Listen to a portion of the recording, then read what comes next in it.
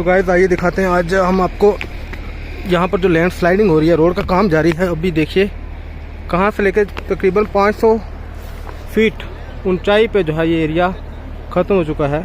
यहाँ पे लोगों के मकान देखिए नीचे, इन मकानों को बहुत ख़तरा है। ये देखिए रेजिडेंशियल एरिया में यहाँ तक जो है वो दरारें पड़ चुकी हैं।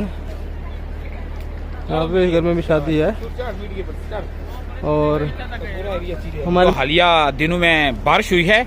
इस बारिश से लसाना मिडिल स्कूल के साथ में जो एरिया था ये एरिया जो था मिडिल स्कूल लसाना के साथ में तकरीबन 1-2 किलोमीटर के सारा एरिया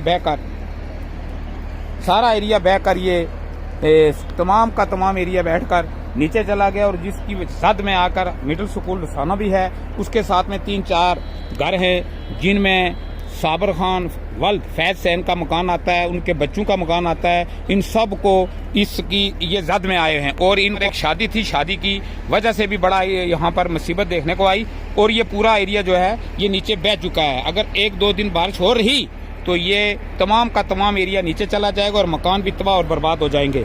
इसलिए मेरी ये गुजारिश है मीडिया की वजारत से कि SDM सुरनकोट जनाब DC साहब पुनच जनाब गवर्नर साहब से ये गुजारिश है कि फौरी तौर पर इस मसले में आप इंटरफेयर करें और यहाँ पर आकर मौका देखें और ये जो मकान है पीछे आए हुए, इन मकानों को यहाँ से मुंतकिल कर कहीं दाएं बाएं किसी जगह पे रखा जाए, नहीं तो बहुत बड़ा एक साने आने का खतरा आने का, यहाँ पर जानी और माली नुकसान आने का अंदेशा है।